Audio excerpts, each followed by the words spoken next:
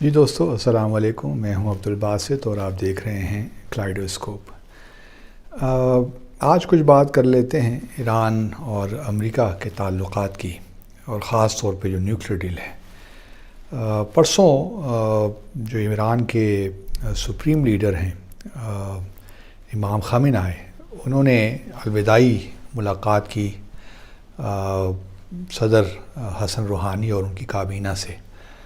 آپ جانتے ہیں کہ ایران میں انتخابات ہوئے اور اس کے نتیجے میں ابراہیم رئیسی جو ہیں وہ منتخب ہوئے ہیں، اور اگلے مہینے وہ اپنے عہدے کا حلف اٹھائیں گے.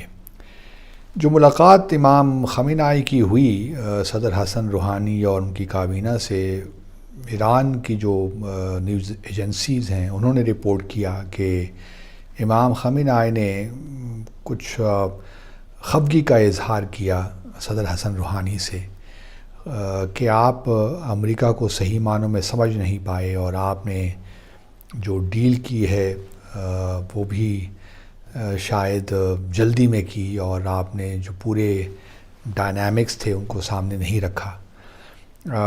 تو یہ ایک ان سے جو ہے الوداعی ملاقات میں یہ بات چیت، ایک پہلو یہ بھی تھا.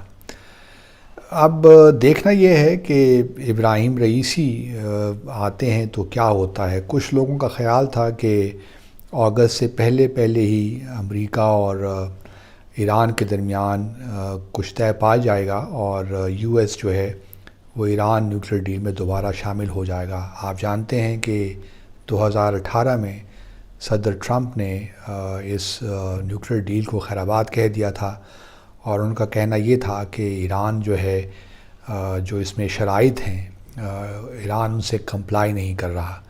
اور پھر انہوں نے یہ بھی کہا کہ یہ جو ڈیل ہے امپرفیکٹ ہے، کہ اس میں دہشت گردی اور جو ایران کا میزائل پروگرام ہے وہ اس میں شامل نہیں ہے. ان کا کہنا یہی تھا کہ ایران مشرق وسطیٰ میں، ویسٹ ایشیا میں، لیبنان اور دوسرے جو ممالک ہیں، مثال کے طور پر فلسطین، حماس کے تحت تھرو اس خطے کو ڈی اسٹیبلائز کر رہا ہے.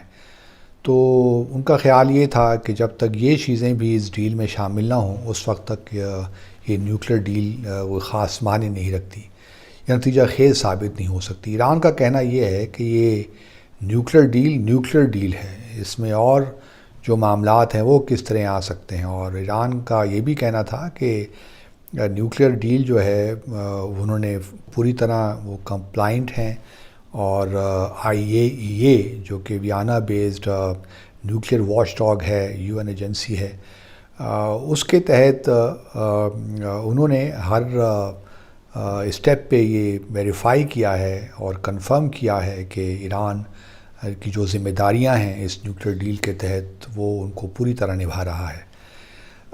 ایران کا اب جب سے صدر بائیڈن آئے ہیں تو ایران اور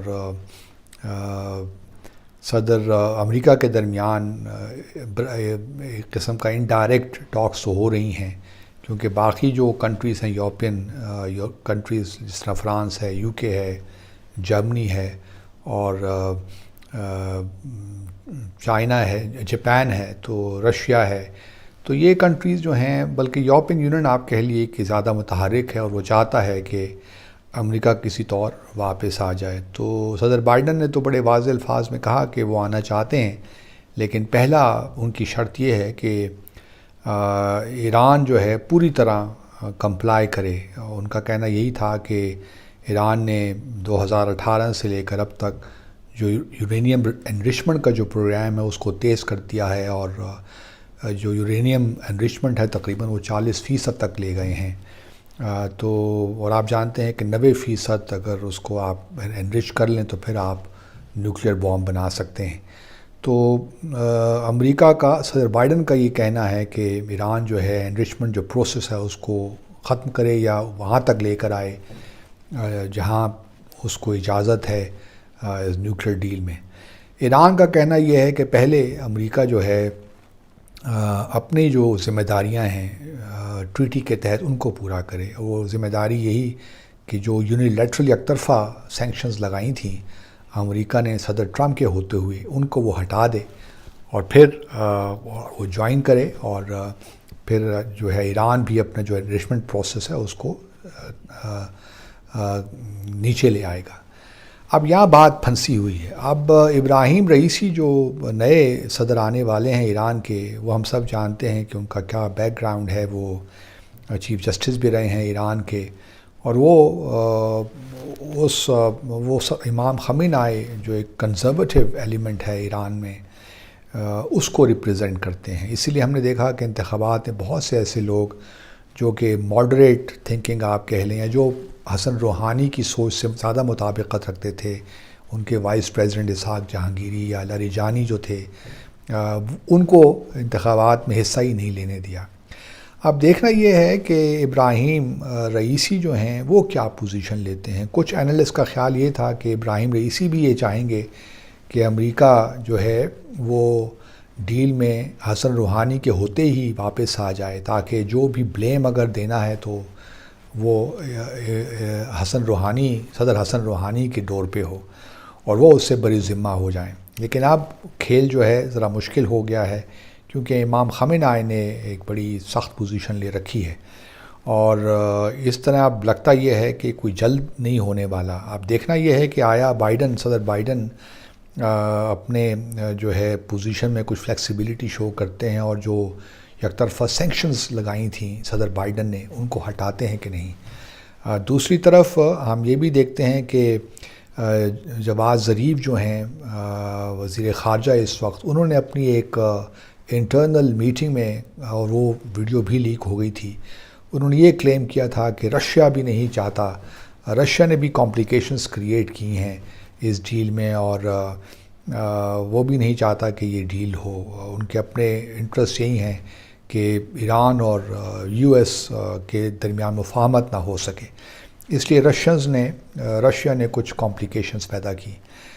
لیکن ہم جانتے ہیں کہ اس وقت ایران جو ہے وہ اپنے آپ کو ایک بہتر پوزیشن میں دیکھ رہا ہے، کیونکہ چائنا کے ساتھ ان کا ایک ایگریمنٹ ہو گیا ہے، اور چائنا بہت زبردست وہاں پہ انویسٹمنٹ کرنے کو لیے تیار ہیں، اور وہ آگے بڑھ رہے ہیں، تقریباً $400 بلین کی انویسٹمنٹ۔